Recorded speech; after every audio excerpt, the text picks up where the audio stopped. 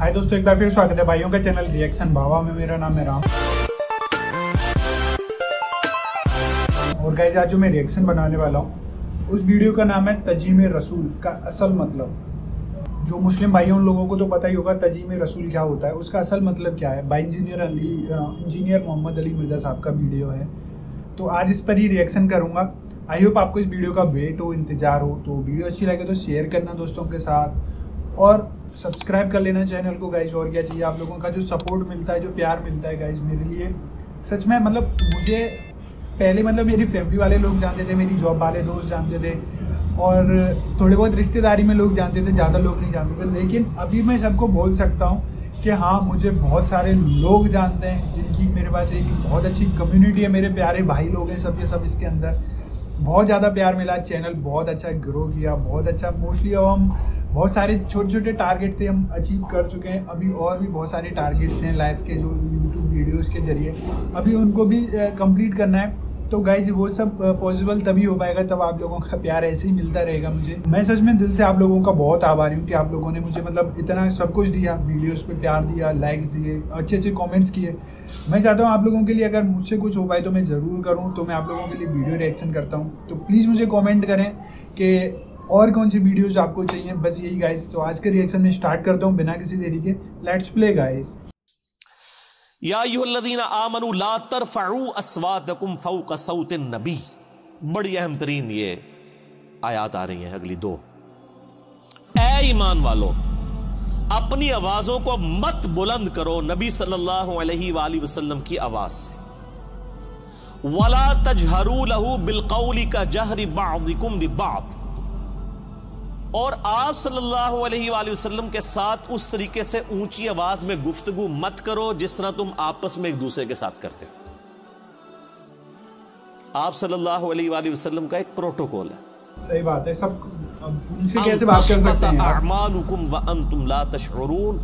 कहीं ऐसा ना हो कि तुम्हारे आमाल बर्बाद कर दिए जाएं और तुम्हें खबर भी ना हो।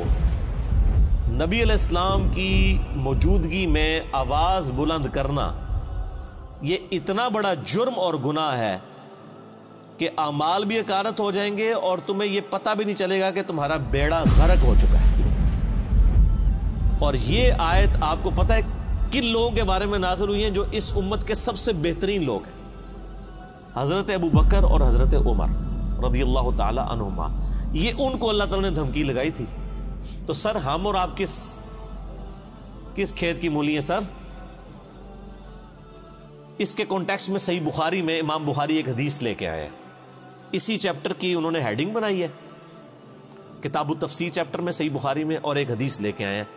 और हदीस के अल्फाज ही बहुत रिक्कत अंगेज है। अब्दुल्ला इब्न अबी मुलाइका ताबई कहते हैं करीब था कि इस मखलूक के दो बेहतरीन अफराद तबाह बर्बाद हो जाते, यानी अबू बकर और उमर। वो तबाही के दहाने पर पहुंच गए थे जब उन्होंने रसूलुल्लाह के हुजूर आपस में गुफ्तगू करते हुए अपनी आवाजों को बुलंद किया। रसूलुल्लाह के साथ बदतमीजी नहीं की sir, point to be noted. आपस में गुफ्तगू कर रहे थे नबी इस्लाम की मौजूदगी में।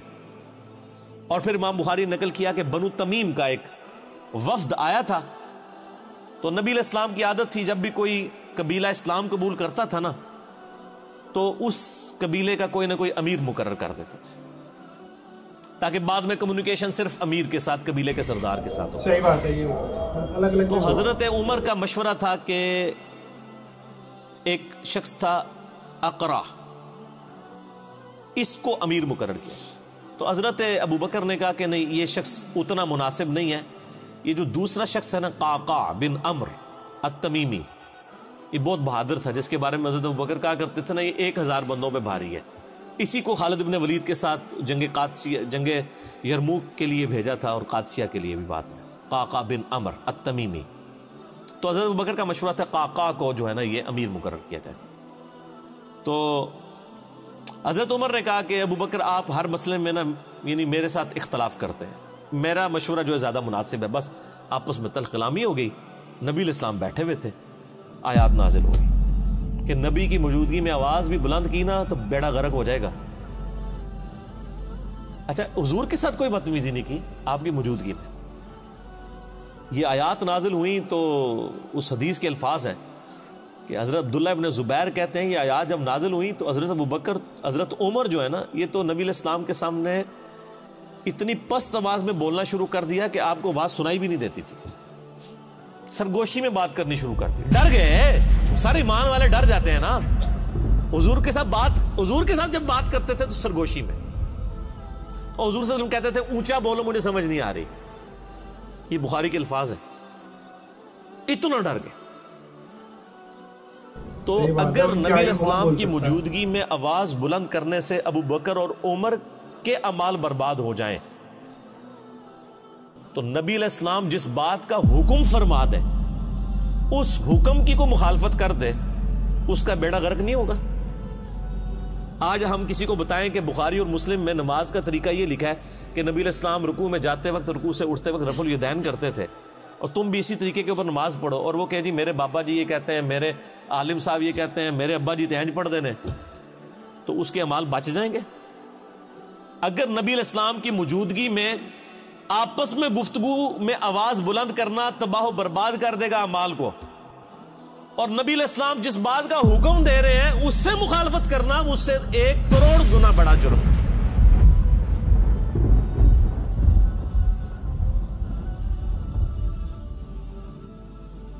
ایک چیز آپ نے حکم فرما دی، اس سے مخالفت کرنا دین میں یعنی جتنی بھی چیزیں وہ اس سے بڑا جرم ہے۔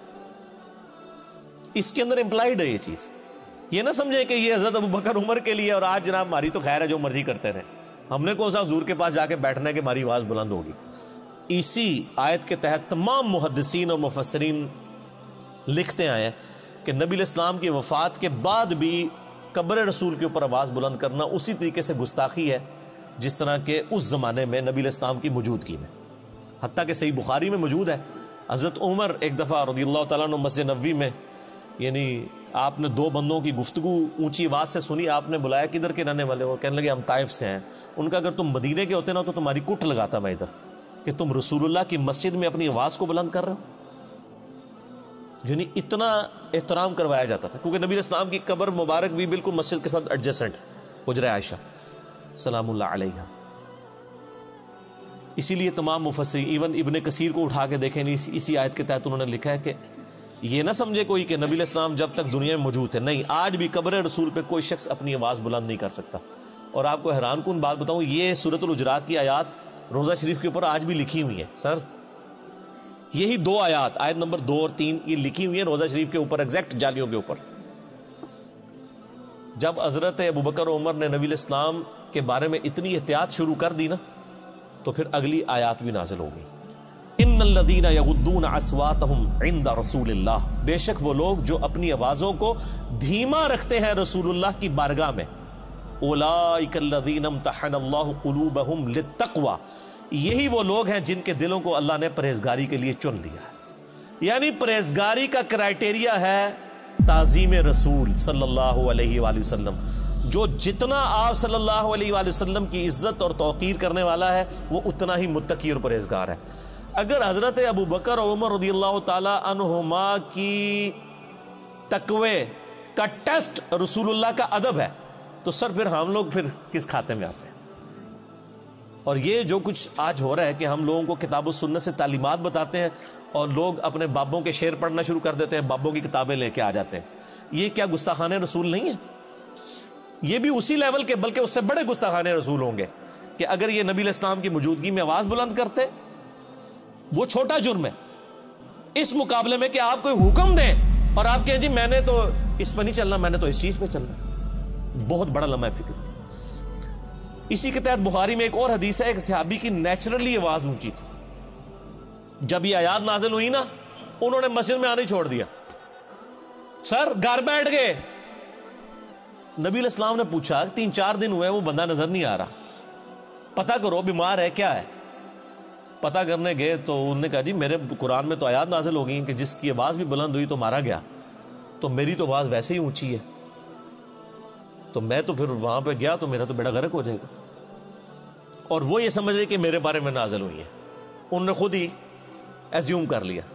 نبی علیہ السلام نے پھر پیغام بھجوایا کہ وہ مومن ہے، اس کی آواز نیچرل اونچی ہے، اس کو تیرے بارے میں مسئلہ کوئی نہیں ہے، یعنی ان کی نیچرل آواز تھی تو ان کو بینیفٹ آف ڈاؤٹ دیا گیا کہ یہ اونچا بولتے ہیں، وہ علیحدہ معاملہ ہے۔ یہ ان لوگوں کے بارے میں یعنی کہ آپ اسلام کی موجودگی میں جو جان بوجھ کے کوئی جھگڑا کر کے آواز بلند کریں، اس طرح کی صورت ہے۔ ویسے اگر کوئی بولنے میں ویسے جس کی آواز بلند ہے تو اس کو بینیفٹ آف ڈاؤٹ دیا گیا، یعنی یہی دین فطرت ہے نا۔ تو بہر صحابہ کرام کو آپ دیکھ لیں، اللہ فرماتا ہے ان کے دلوں کو ہم نے تقوی کے لیے چن لیا ہے، جو رسول اللہ کے حضور اپنی آوازوں کو پست کرتے ہیں، لہم مغفرۃ و اجر عظیم، ان کے لیے مغفرت بھی ہے اور بہت بڑا اجر ہے۔ جو نبی علیہ السلام کا ادب کرنے والے لوگ ہیں، آپ علیہ السلام کی بارگاہ میں مؤدب بن کے بیٹھتے ہیں۔ رسول اللہ علیہ وسلم کا ادب آج بھی اسی طریقے سے، قبر رسول کے سامنے یہ آیات اوپر لکھی ہوئی ہے روضہ شریف کے اوپر، اور وہاں پر بھی یعنی آپس میں تو گفتگو کرنی نہیں چاہیے کسی کو، اشاروں کے ساتھ گفتگو۔ اور آپ دیکھیں وہاں پہ جو لوگ یعنی انہوں نے لوگ کھڑے کیے ہوتے ہیں نا، یعنی وہاں پہ شرطے عرب حکومت کی طرف سے، تو وہ باقاعدہ یعنی لوگوں کو اشارے سے سمجھا رہے ہوتے ہیں، وہ اپنی آواز نہیں وہاں پہ نکالتے، ٹھیک ہے۔ اور ہمارے ماشاءاللہ پاکستانی اسلام عرض کرنے کے لیے جاتے ہیں نا تو پھر جالیوں کے سامنے کھڑے ہی ہو جاتے ہیں، وہ یہ بھول جاتے ہیں کہ پیچھے ہزاروں لوگ ہیں جو باب السلام سے داخل ہو کے باب البقیع سے انہوں نے باہر نکلنا ہے۔ یعنی ایک طرف سے لوگ داخل ہوتے ہیں اور پھر روضہ شریف پہ حاضری دے کے دوسرے دروازے سے باہر نکلنا ہے۔ اگر بیچ میں لوگ کھڑے ہو جائیں تو پچھلے والوں نے حاضری کیسے دینی ہے؟ صحیح بات۔ تو چند لمحات کے لیے آپ کھڑے ہوں، صلاۃ والسلام عرض کریں۔ وہ 4 کتابوں میں صحیح سند کے ساتھ آیا ہے، المصنف ابن ابی شیبہ میں، اور الموطا امام مالک میں، سنن الکبریٰ البیہقی میں، اور فضل الصلاۃ علی النبی میں، اور مصنف ابن ابی شیبہ کا نمبر بھی مجھے یاد ہے 11793، کہ عبداللہ بن عمر جب بھی قبر رسول پہ حاضر ہوتے، جب کبھی بھی سفر کا ارادہ کرتے یا واپس آتے تو پہلے مسجد نبوی میں 2 نفل پڑھتے، پھر روضہ شریف پہ آ کے عرض کرتے السلام علیکہ یا رسول اللہ، پھر السلام علیکہ یا ابا بکر، یعنی ساتھ ابو بکر کی قبر کے اوپر رضی اللہ تعالیٰ عنہما، اور پھر سیدنا عمر کی قبر کے اوپر السلام علیکہ یا عمر، اور بعض روایتوں میں آتا ہے السلام علیکہ یا ابتا، میرے باپ آپ پر سلام ہو۔ اور ابو داؤد میں حدیث ہے کہ میری قبر پہ میلہ نہ لگا لینا، دنیا کے کسی بھی حصے میں درود پڑھو گے اللہ تعالیٰ تمہارا درود میرے تک پہنچا دے گا۔ تو درود پڑھنے کے لیے بھی وہاں پہ میلہ نہیں لگایا جا سکتا۔ وہ لوگ پورا جناب وہ صلاۃ والسلام شروع ہوتے ہیں، پھر وہ آدھا گھنٹہ کھڑے رہتے ہیں، پھر سیلفیاں بنا رہے ہوتے ہیں، پھر ویڈیو ریکارڈ کر رہے ہوتے ہیں اور سمجھ رہے ہوتے ہیں کہ نیکی کا کام کر رہے ہیں۔ نبی علیہ السلام فرمایا کہ درود و اسلام کے لیے بھی میری قبر پہ میلہ نہیں لگانا۔ یعنی سب سے بہترین کام روضہ شریف پہ کیا ہو سکتا ہے؟ صلاۃ والسلام عرض کرنا۔ درود شریف صحیح مسلم میں حدیث ہے، جو ایک دفعہ درود شریف پڑھے اللہ تعالیٰ اس پہ 10 رحمتیں نازل فرمائے گا۔ سنن نسائی میں موجود ہے 10 رحمتیں بھی نازل فرمائے گا، 10 گناہ بھی معاف کر دے گا، 10 درجات بھی بلند کر دے گا، ٹھیک ہے۔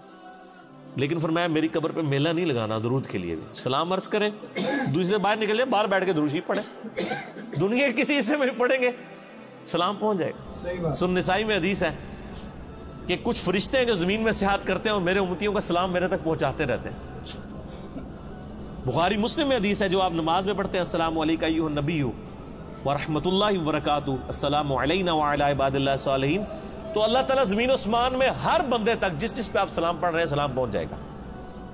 السلام علینا وعلی عباد اللہ الصالحین، عباد اللہ الصالحین میں تمام انبیاء، تمام فرشتے، تمام صحابہ اور صحیح العقیدہ جو اولیاء اللہ گزرے ہیں وہ سارے کے سارے شامل ہیں، اللہ تعالیٰ سلام پہنچا۔